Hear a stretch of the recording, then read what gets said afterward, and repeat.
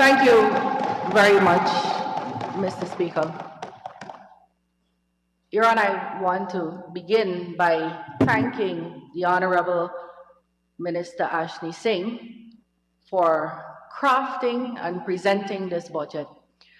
Ashley Singh was coveted by international financial institutions across this world. His service was sought out, and he went and he served as a citizen of the world. And so we're very happy to have him back here with his expertise. And we see, Your Honor, how that expertise unfolds in this budget titled Steadfast Against All Challenges, Resolute in Building Our One Guyana. Mr. Speaker, we're all members of this House, and we're expected to come here with some level of dedication and knowledge and commitment. But simply being in here does not entitle us to claim those qualities. We must serve as such. And just now, I have failed to hear in this entire debate, in the midst of the COVID-19 pandemic, when education around the world has been the most topical, just beneath health issue, any sensible debate. We're in the House and we're expected to come here. We have different policies and ideologies and debate them. And we are diametrically opposed from the APNU, AFC, PNCR, whatever they're styling themselves now, on particular issues. They are a party who believe in taxing the nation into prosperity. So they apply 200 taxes. Defend that, own it.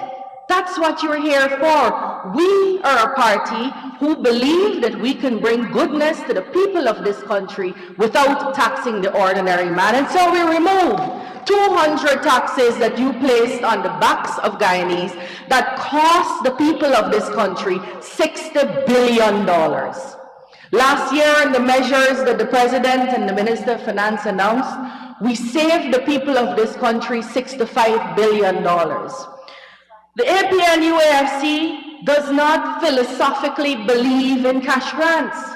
Come here, own it, defend it. There's no debate around issues like that, sir. There was a lot of ad hominem attacks. Who member they don't like, who hairstyle they don't like, who in lipstick and match who own, who hair weaving and match who own. That kind of thing is useless, senseless, and heavily beneath the caliber that is expected of this House, especially in this hard time, when we must all climb out of the consequences of COVID together or perish together. The APNU-AFC does not believe in the opening of schools. You heard it here.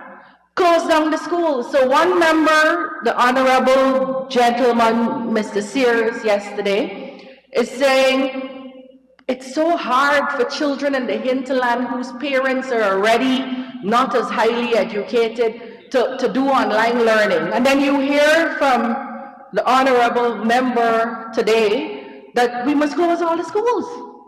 Close them. The APNU-AFC philosophically appears not to believe in the vaccination of the population, and I'm going to say in the vaccination of the population, not in vaccination because they all went and took it. So clearly they believe in vaccination, but they have done everything they can to discourage parents and children from taking vaccines. And that's a philosophical difference from what we have. We believe vaccines work. We believe that we should spend every moment in this time encouraging people and administering vaccines. So we have philosophical, ideological differences in this House that should be debated. If you have a position, come here and defend it. Don't waffle. But I haven't heard anything in that regard, Mr. Speaker. Mr. Speaker, this is the If we believe in the Ministry of Education that this budget theme was made for us. Steadfast against all challenges, and there's never been a time in the history of this world that the education sector and the livelihood of children and the survival of children have been more challenged than at this present moment. And if we don't take decisive action, it's going to prolong into the rest of their life. Mr. Speaker, when we came to office in 2020, the honorable member who has dishonorably left her seat just after she has spoken, breaching a parliamentary practice that all the honorable members over there have been doing repeatedly in this last week, came here and spoke about all these high ideals about what should happen and what should not happen. The honorable member was occupying the chair of the Minister of Education, and the people and children of this country depended on her for 5 months. 5 months, not a single intervention from the APNU AFC when they closed schools to look after the rig attempt. Not a single intervention. Mr. Speaker, we closed schools here in March of 2020, just like most countries around the world. At that time, 109 countries had endured countrywide school closures. By September of 2020, just after the honorable member left office, only 40 countries around the world were still under countrywide closure. By November of 2020, 30 countries, countrywide closure. Guyana was not one of those countries. We had partially opened. By June of 2021, 22 countries with full closure. By September of 2021, 22 countries more with closure. By November of 2021, 8 countries in the world had their entire school population closed. By January of 2022, 3 countries in this world remain closed, with their school doors closed. This backward APNU AFC, without any care for the children they come here and cry for, want us to close back the schools. Why? Tell me why, when teachers, the good teachers of this country, are going to school and teaching the children, when the APNU AFC themselves have admitted that our internet infrastructure does not allow for children to get the full benefit of online classes. So, Mr. Speaker, our reopening has been very consistent with how the world behaved during this pandemic. We, on November 9th, 2020, partially opened for the higher grades. Then by June 2021, we opened for grade 6. Then by September 2021, we opened for everybody, but on a rotational basis. January 3rd, 2022, we opened from 8 to 11 because we had then vaccinated all our offered the vaccine to all our high school children. We had to be resolute. We had to close our minds to the noise and do what was best for our children. You know what was the APNU's position and AFC's position? Up to 2 weeks ago, they issued a statement, close all the schools. That was your response to COVID, close all the schools. Mr. Speaker, on the 24th of January, this article appeared on the internet, and I've done a copy for all the members of the House. 100 weeks into the pandemic, the importance of keeping schools open and investing in learning recovery programs. It was written by Stefania Gianni Robert and Jenkins Jaime Saavedra. We are heading toward the 100th week of education disruption around the world. On average, each country has experienced 20 full weeks of school closures, plus another 20 weeks of average partial closures. School children have lost an estimated 2 trillion hours and counting of in-person instruction since the onset of COVID-19. The impact of school closures on learning has been devastating. Even before COVID-19, the world was grappling with a learning crisis, with more than half of 10-year-olds in low and middle-income countries being unable to read or understand a simple story. That number is now expected to rise to 70%. Real data confirms that students have incurred substantial learning losses during the pandemic in countries from all income groups. The recent World Bank, UNICEF, and UNESCO report, The State of the Global Education Crisis, A Path to Recovery, compiles studies on learning loss from 28 countries. The report shows that school closures affected girls, children from disadvantaged backgrounds, those living in rural areas, children with disabilities, and children from ethnic minorities more than their peers. The youngest learners were often left behind in remote learning initiatives, as were children experiencing dire humanitarian crises prior to the pandemic. The staggering effects of school closure reach beyond learning. This generation could lose a combined total of 17 trillion in lifetime earnings in present value, a sharp rise from the predicted 10 trillion loss last year. The costs of closing schools outweigh the risks of keeping schools open. Evidence suggests that with the strategies to minimize transmission in place, schools are not a driver of community transmission, nor are they high-risk environments for staff.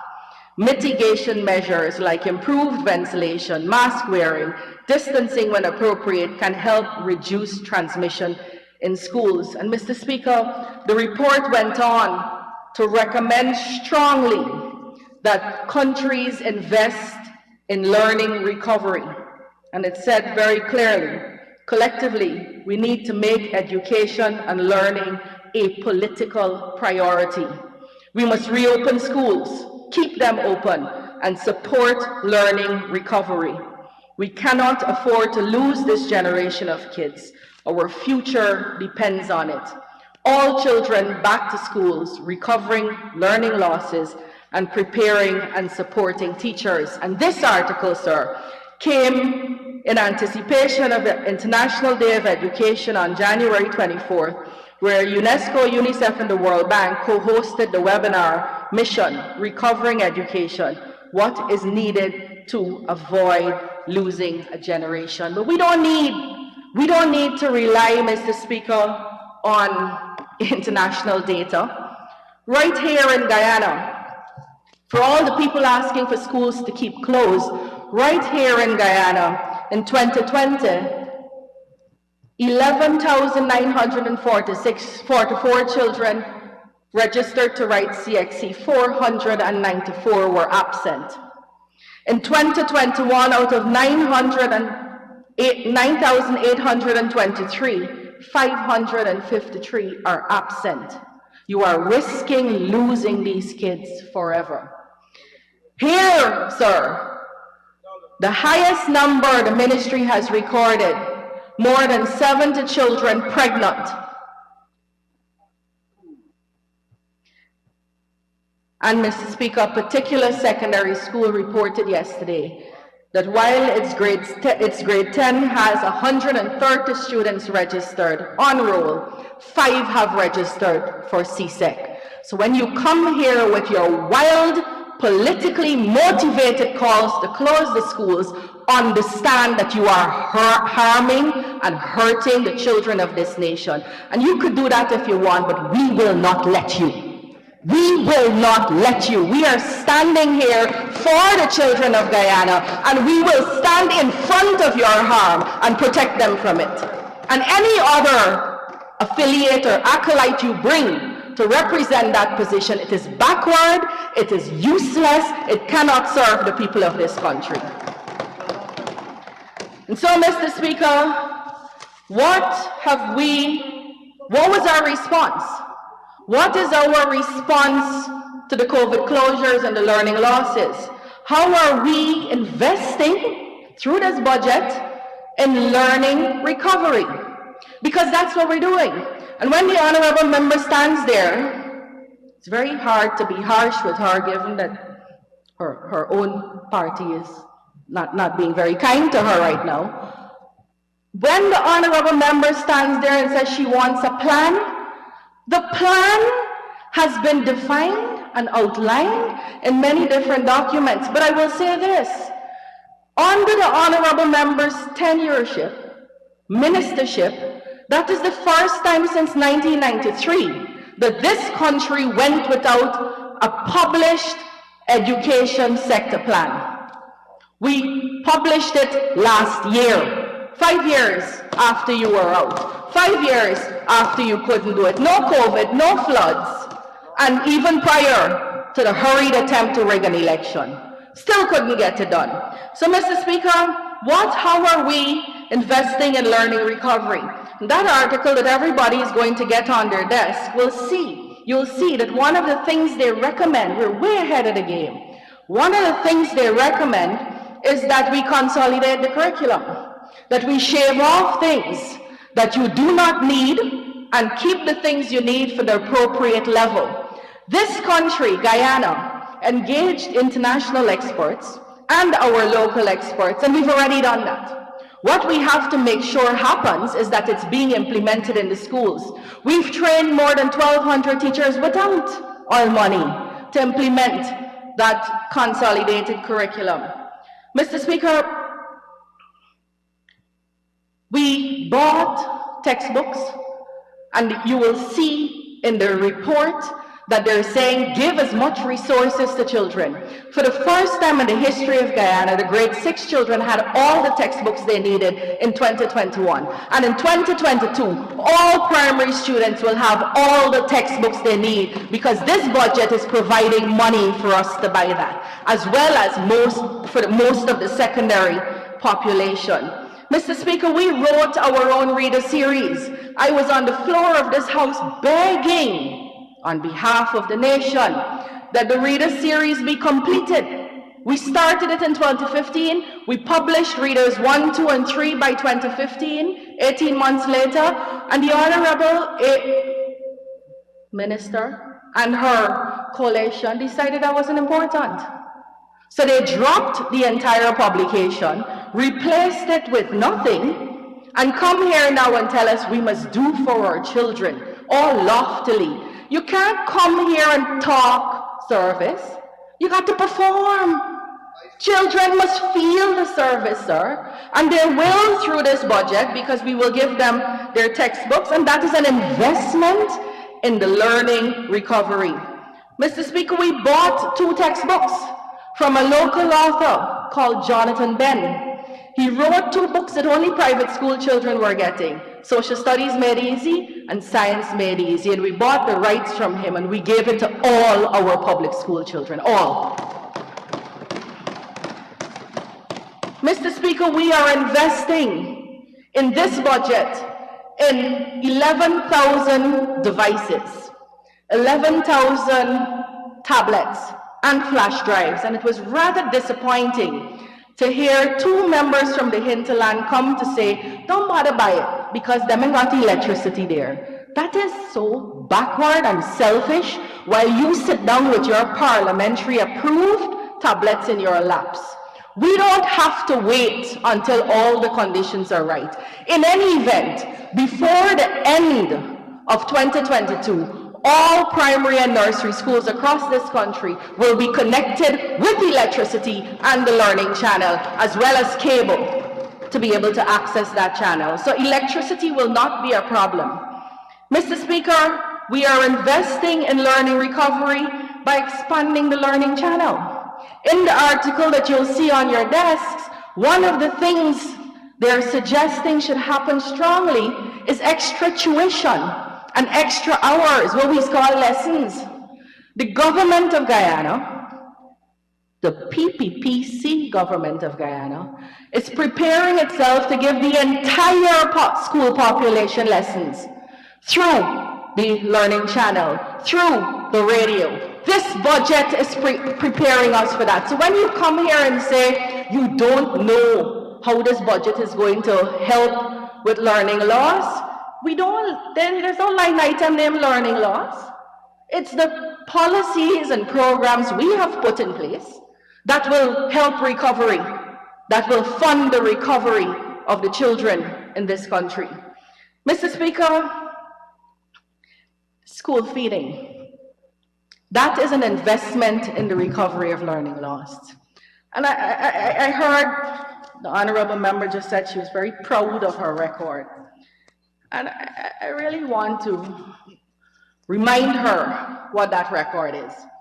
The other honorable member who began by saying David Arthur Granger had won the election, thereby discrediting everything else she said. But let's repeat what she said, that the 5B program was far more superior to any cash grant. The honorable member who just spoke said $40,000 it was saving somebody from Baracaro every month. We came into office, there were 12 buses on the Granger BBB program, 12. The student population in this country is close to 200,000, 12. There were at one point, before they broke down and so on, 21. So at the best, at the highest point of your BB program, you had 21 buses to fetch the children of this country. And you think that is a superior program. Here's the thing, we're not stopping the bus program. In fact, we're reinvesting in the bus program. Bartica, for example, is getting a brand new, well, Region 7, 36-seater. We're keeping that program and we're still giving the cash grant. That's how much we love children. Well, Mr. Speaker, let's talk about this equitable distribution and how everybody got the school feeding. Because you would recall that we were told in 2016 that the cash grant was being abolished so that it could go into school feeding. School feeding was replacing the cash grant. And you heard the honorable member just now, very lyrical, from Lethem to Linden, from Babu John to Coven John. Babu John never got anything. 3 schools in Region 6.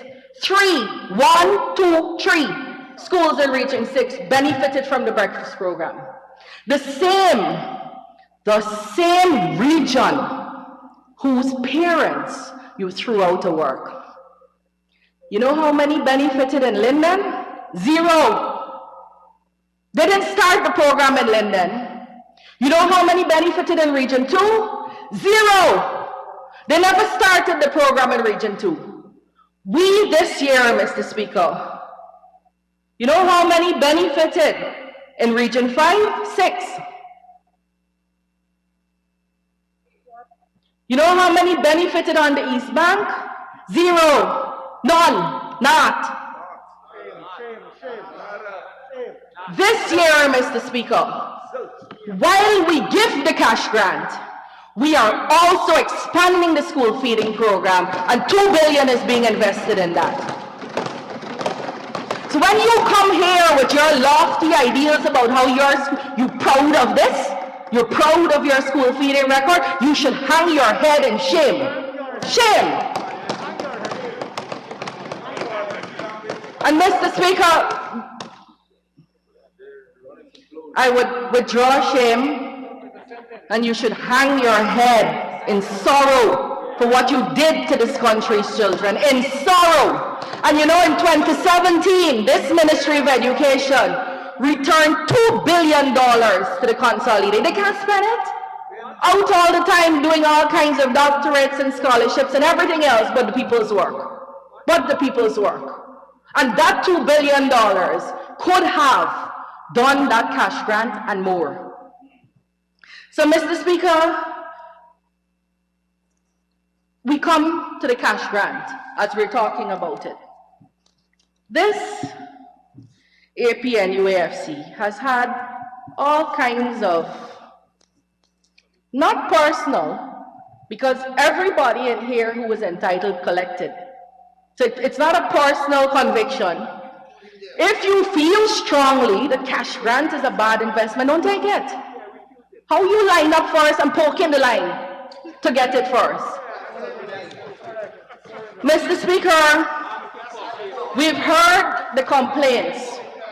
The cash grant was given to East Indians only because, you know, the race talk got to happen for it to be legitimate. And that was debunked when every other race knew that they came there. We didn't ask them. We didn't even look up when we were signing them up. We gave them it. The people debunked that for you. The cash grant was given only to PPP supporters. No way you could support that. The crowds were gathered and they shouldn't gather.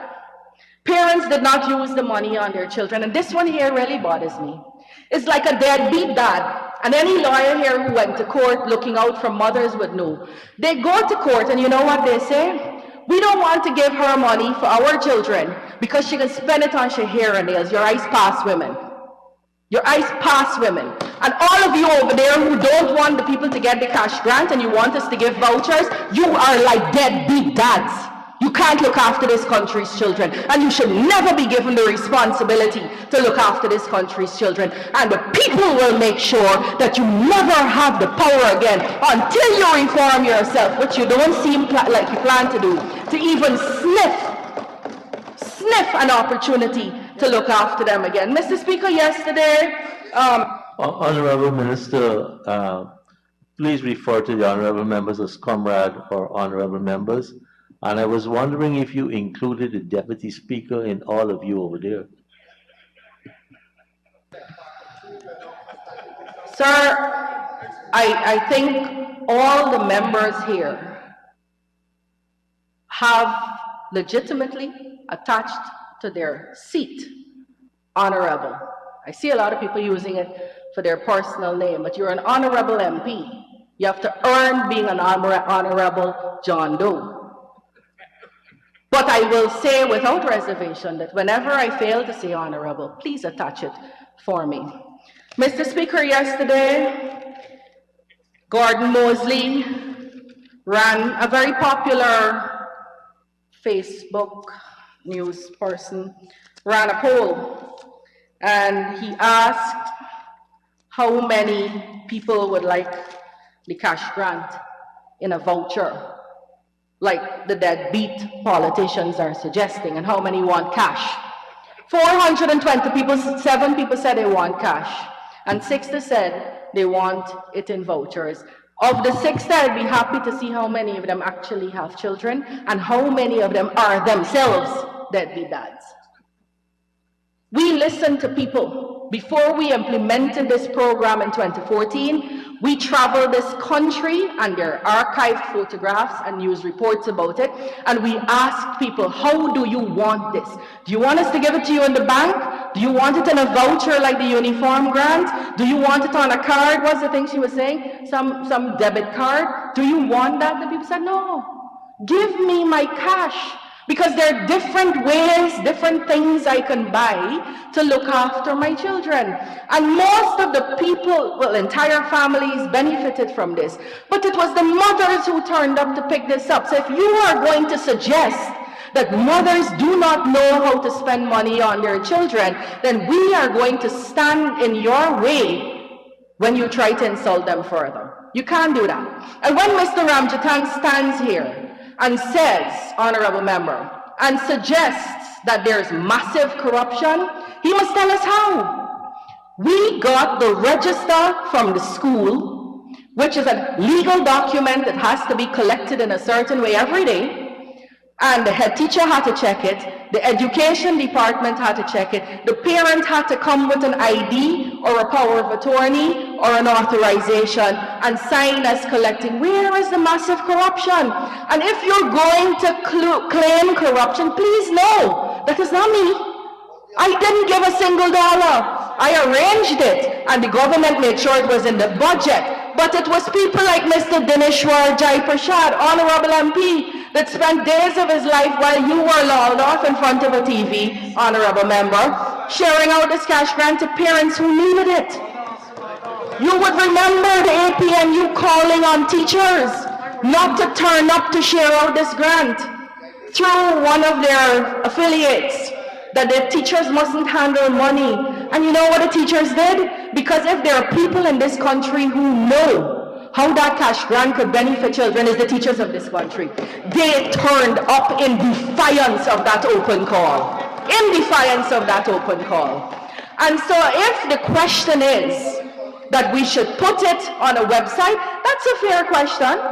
But don't come here to get some sexiness and some headlines and claim corruption, because you're accusing the people behind me who spend their whole life trying to serve you and have done a better job than you did when you were in office, honorable member.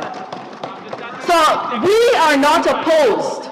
We are not opposed to putting all the names of recipients on a website. We have to make sure parents are comfortable with that, but philosophically we don't have an opposition to that.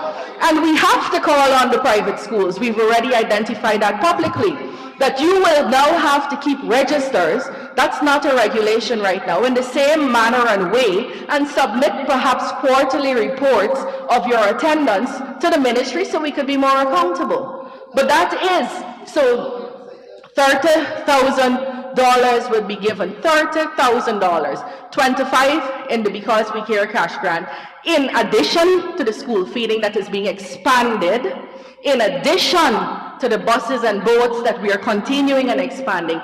$25,000 will be given to each child in this country, and $5,000 on the uniform program to each child. And Mr. Speaker, we believe that is going to help significantly parents with being able to come back, bring their children back to school. Sir, you just showed me your 2-minute pen, and there's so much that we can talk about in this sector. You can get an extension of 5 minutes after.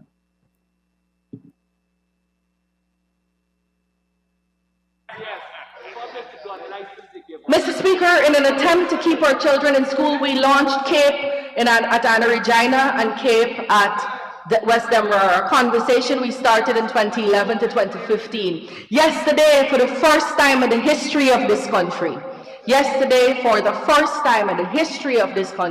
9 high schools were registered under the Caribbean Vocational Qualification Program so that our children can go and get qualified at the CARICOM standard. Yesterday, we started that conversation in 2011 to 2015. Mr. Speaker, the lofty call by the Honorable Dawn Hastings, she's pleading for a high school because, you know, Upper Mass needs a high school. It needed one in 2011. It needed one in 2012. We identified it. And it needed one in 2016, 17, 18, 19, and 20. But she wasn't there. And I don't want to get personal, but, you know, she was closer to the seat of power and influence where that could have happened. We don't need power and influence. We're serving the children of this country, and Upper Mazaruni is going to get another secondary school, but not through this budget. We have identified resources for the acquisition of universal secondary education in this country. Mr. Speaker. Honorable Member, now is a good time for someone to ask for that extension. Thank you, Mr. Speaker. I'd like to ask for the Honourable Member to have 15 minutes more, but I know I have to follow the rules, and therefore I will ask for it to have 5 minutes to conclude. Honorable Minister, you may continue to conclude. If you agree, I'll give you the ask for 15. Thank you very much, Mr. Speaker. The Honourable Member stood there in her personal pain, which we must acknowledge, but that's a written speech, and that's deliberate. The Honourable Member stood there and said they trained and they want to see that continuing. Teachers at CPCE and had some special program. When I came into the office in 2020, CPCE was closed with no prospect of opening, no plan for opening. This year, CPCE graduated its highest number of graduates ever, something that would not have been possible for any of those teachers. This budget provides $500+ million for us to go fully online with CPCE. When we went fully online, sir, we were able to move our intake from 535 at its highest to 3,000. Giving the Amerindian teachers all over this country the chance to get degrees in education and not just trained teacher certificate. We expect 100% trained or teachers in training by the time 2025. Mr. Speaker, I don't want to go into goal, but because I believe Honorable Minister Parag dealt with it. But for an honorable member of this House, and perhaps, sir, a philosophical debate for us to have is the importance of belonging to a party. You must have a constituency before you come here, or you will come and spend 10 minutes in some dream thinking you cleverly attacked the Speaker because you had some personal problem with the Speaker. The honorable member stands at the podium, accepts that she's had a scholarship from the government, does not deny that she's never completed the course that the Honorable Minister Parag leveled from the floor, does not deny that, but stands there and says, unless we could give people jobs, we mustn't train them. You clearly have a fundamental misunderstanding, the Honorable Member, with why people want training. There are teachers who already have jobs, but they want to better themselves. They want to better their understanding of their skill and craft, and they want to earn more for their family if they can. But the barefacedness of the thing, Mr. Speaker, is the bold-facedness of it, Mr. Speaker, is that the APNU AFC will come here having awarded themselves scholarships and not serving in the public sector, and I don't know where they're serving, and say, except people can serve back, they mustn't get the scholarship. How selfish. How selfish. We have 6,200 plus persons who benefit from GO last year, and another 4,500 who will benefit this year, and these are Guyanese citizens. And when you look at the spread across this country, it epitomizes equitable distribution of services. Epitomizes equitable distribution of service.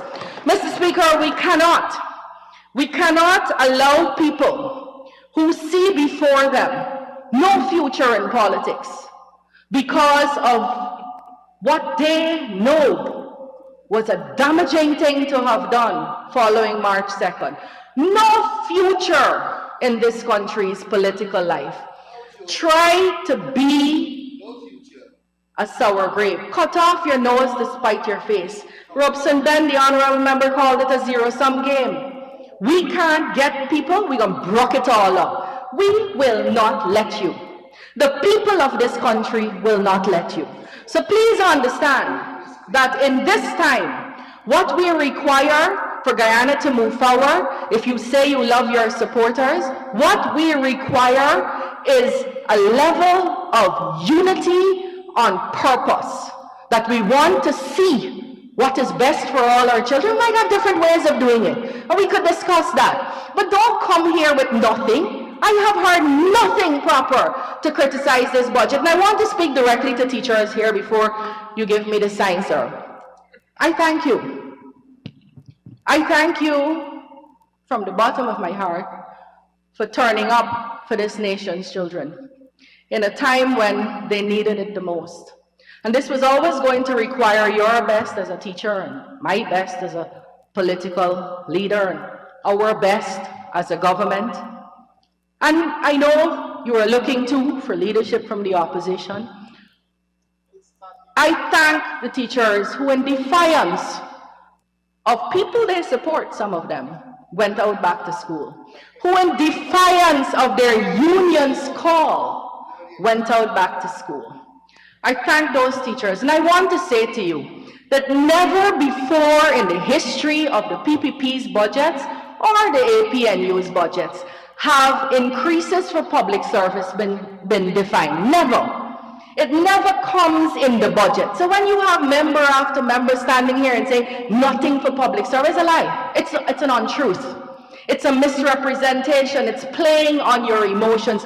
Do not be misled. We always come at the end of the year and say what the increase will be. And the APNU AFC never listed in their budget what the increase for the next year would be. What they did, because they came with a budget in November and December, what they did was said what the increase for that year retroactively would be. So do not hoodwink, mislead, and be dishonest with people who are looking to you for leadership. Honorable Minister, you'll have to withdraw hoodwink and mislead. Do not tell the people something that is not true. I withdraw, hoodwink, and mislead. Don't tell public servants that they're not getting an increase because you will look foolish when they do. Don't tell public servants and teachers and nurses and discipline services that this has always been done when that is not true. You see, you become extremely incredible, hard to believe, when you stand here and say things that are easily verifiable as an untruth, as something that is not based in reality. I'm really trying hard to please you, sir, and not use bad words. So, Mr. Speaker, this is going to require of all of us our very best. And the opposition has a chance, it's not too late, has a chance to show love for the children of this country by supporting the 2022 budget, because collectively, and I quote here from the article that is laid over before this House, collectively, we need to make, collectively, parents, teachers, government, opposition, education ministry, education departments, we need to make education and learning a political and other priority. We must reopen schools, we must keep them open, and we must support learning recovery. We cannot afford to lose this generation of kids. Our future depends on it. I thank you, sir.